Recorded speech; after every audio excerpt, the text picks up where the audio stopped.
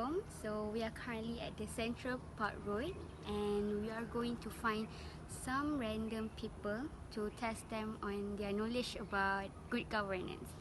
And let's go. Hello, excuse me. Could you spend some time for an interview? Hi. Oh, sure. Do you know anything about good governance? As far as I know, governance comes from the word French, which means an act of the government. Governance is a policy-making process and the mechanism by which the decisions are enforced or not enforced. So I think good governance is a policy strategy and dedicated to establish a law and peace-based framework that respect human rights and civil liberties of individuals. From what I know, there are 8 major characteristics of good governance, which are participatory, consensus-oriented, accountable, transparent, responsive, efficient and effective and efficient, equitable and inclusive, that follow the rule of law. These 8 major characteristics is to ensure to minimize the corruption. Then the minority opinion to be taken into action and their voice to be heard. Wow, what a great information that we've gained today. And I hope that our viewer also feels the same. Hello, Miss. Could you spend some time for an interview? I'm kind in a rush right now, but a few questions were not hard. So what is the question? Oh, okay. If that's the case, then we will make this quick. I'm Iman, by the way. What should I address you? Just call me Azreena. Okay. So what you have to do, we have prepared few questions for you, and you have to answer only one question, and that's it. Can you do that?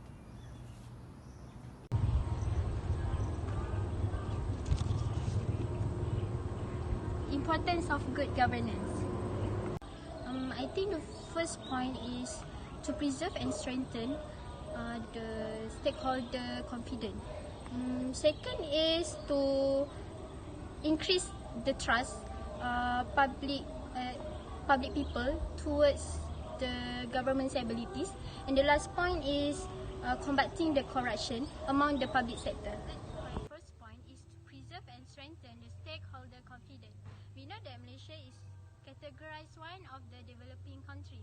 One of the way to attract investors to invest in our country by showing them that Malaysia has a lower rate of people who taking a bribe. For my second point is to increase the public people trust towards the government abilities. Malaysia is very concerned about the welfare of the citizen. For example, the government has provided many infrastructure such as school and hospital for the people. This is one of the way how the government try to increase the trust of the citizen towards them. The last point is combating the corruption among the public sector. Corruption can destroy economic foundation and can give a bad reputation to our country.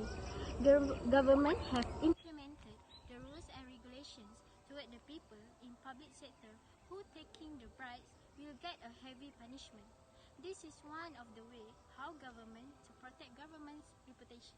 Okay, thank you so much, Miss Azreena, for your cooperation, and have a great day. Excuse me, Miss, do you want to be on our camera?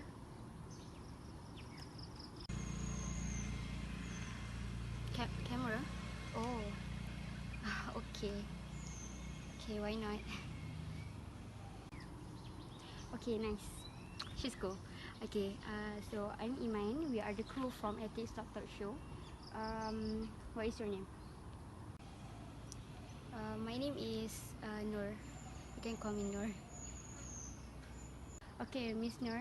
This is what you are going to do. We have prepared a few questions regarding good governance, and you have to answer only one. That's all. Good governance. So I know a little bit about good governance, so I might as well give it a try.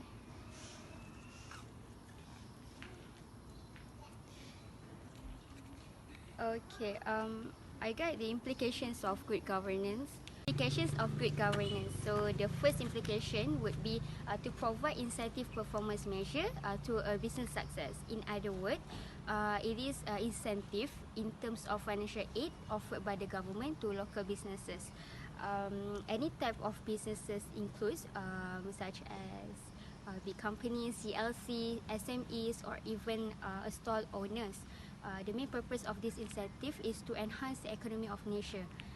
Basically, government make an investment to businesses in order to gain investment return through the economic impact. Okay, so when business able to operate, they help to increase the national income and the revenue of Malaysia. Okay, for example, we can see during COVID-19 pandemic, government introduced a stimulus package to which also includes to aim to help the SMEs. Okay, this incentive help to boost the economic and the GDP of Malaysia, or as well as to ensure that these local business, these SMEs, still able to operate and to run their business. Okay, the second implications of good governance is to provide accountability and transparency to ensure equitable distribution of resulting wealth. Okay, so we know that principle of accountability and transparency is important in governing a state. Okay, it is to ensure that the government are answerable towards their action. Okay, government are obligated to share accurate information to the public. Okay, it is their duty, especially in terms of the distribution of the wealth. Okay, maybe it can be done through taxation. Okay, how government spend the money, the tax money, must be known and must be understood by the public. Okay, it must be properly distributed for the benefits of the public. Okay, for example, we can see we have a scheme Peduli Kesihatan or PEKA B40.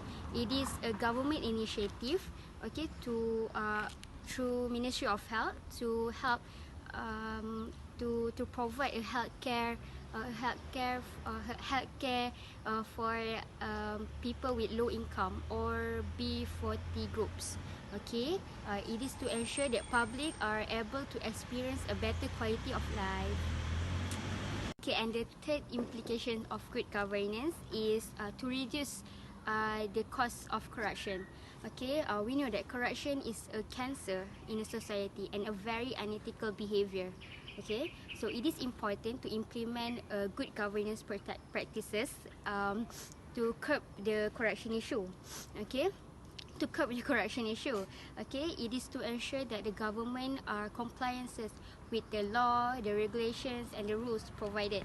Okay, maybe a stricter enforcement of law or and heavy penalty can be used as a warning sign to the public, to the people, to prevent them from involved in any corruption, misuse of powers, or bribery. Okay, for example, QPEX launched a National Anti-Corruption Plan, or also known as NACP. Okay, it is to control the number of corruption in Malaysia. Okay, the diminish of corruption in Malaysia will help to boost the economy as well as the well-being of the public. Okay, thank you so much, Ms. No, for your cooperation and for sharing with us a very useful information. And have a good. Hello, Miss. Do you want to be on the camera? Yeah, sure. Why not? So, what should I do? Okay. that's the spirit that we want. So I'm Iman. We are from the crew of Ethics Talk Show, and so what you have to do is we have prepared a few questions. You have to choose only one, and you have to answer it based on the question you have chosen. Can you do that? I am Norsuriati. Let's see what I got. Oh, I got challenge in maintaining good governance. Okay, wow. So any related issue come into mind? Yes. So the first challenge in maintaining good governance is nature of corruption in workplace. This happen when middle and top management is not responsible when doing their job. For example, public should get 1,000 ringgit from government for bantuan sara hidup, but they only get 800 ringgit. So where are the balance of the 200 ringgit? So this is due to maybe because corruption that happen between among the governance during the process. So that's why if this kind of attitude not taken action by government, it will lead to the nature or the norms to the workplace. So that is important to government to prevent this nature of corruption happen in maintaining good governance. Okay, next, the challenge in maintaining good governance is lack of cooperation among main actors. Public or administrator or ministry should have good cooperation among each other to prevent or to avoid misunderstanding among them. Next, the challenge in maintaining a good governance is lack of cooperation among main actors. Administration or ministry must have a good cooperation among each other to prevent misunderstanding. For example, when government implement a new policy or program, the three main body, which are executive, legislative and jurisdiction, must have a good cooperation and clear communication when discuss the implementation. So that will lead to the good cooperation, and they have prevent from misunderstanding happen. So in order to build or create a maintaining the good governance, they must have a good cooperation and not lack of cooperation. Last but not least, the challenge in maintaining a good governance is ineffective and inefficient implementation of program or policy. This is due to a gap between legal reform and institutional practice. For example, the regulation is excellent and good, but it become weak when implement it. For example, bribery. Why bribery still happen even though we have an authority such as Malaysia Anti-Corruption Commission? So it shown that the enforcement of the law is weak. So that is why it becomes challenge in maintaining a good governance. So that's all. Thank you. Bye. Okay, thank you, Surati, for enlightening us with your information, a very brilliant information. And with that, let's go to our next victim. Okay.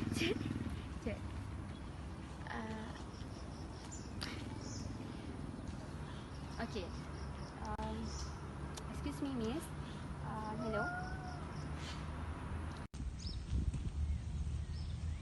Oh, hi. Okay, sorry for disturbing you, but I'm Iman. We are the crew from Ethics Talk Show, and we would like to interview you regarding good governance. Can you do that? Well, since I'm quite free today, so let's do it. So what you have to do, we have prepared few questions for you, and you have to answer only one question, and that's it. Okay.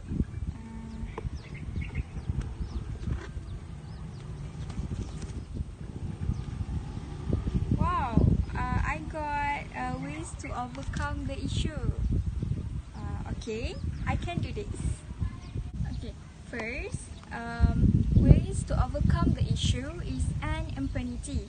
Impunity means exemption from punishment or freedom from the injurious consequence of an action.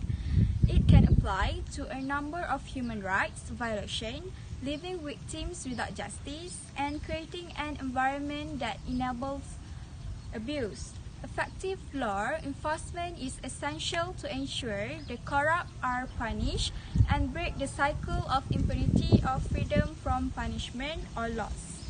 Successful authorization approach are bolstered by a solid legitimate structure, law requirement branches, and a free and appealing court framework.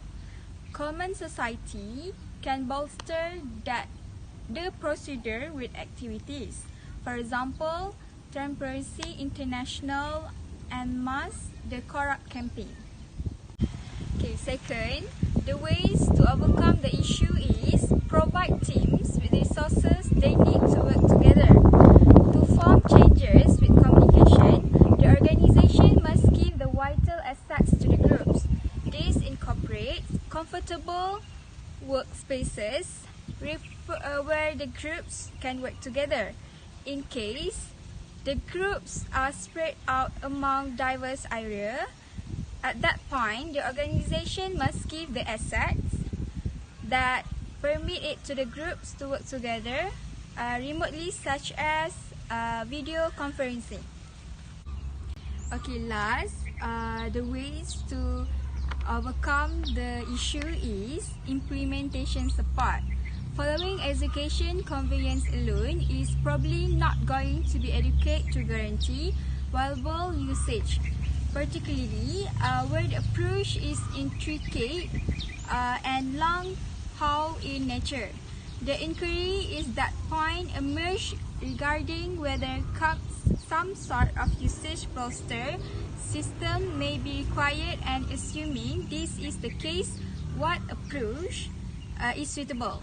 Every single such methodologies will require close contact with and a comprehension of the situations of the executing organization. Okay, wow, Miss Shahira, thank you so much for spending time with us and have a good day. Okay, welcome. Okay, so do you have anything to conclude? To conclude, I think a good governance is really an important aspect towards a country. Like, it can preserve and strengthen the stakeholder confidence. It can increase the trust of public towards the government abilities, and even combating corruption among the public sectors.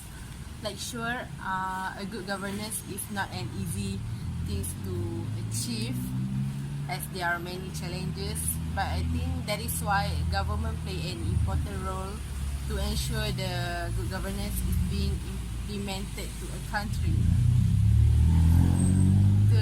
So that's all my opinion. Okay, thank you so much, Miss Nurhazirah, and have a good day.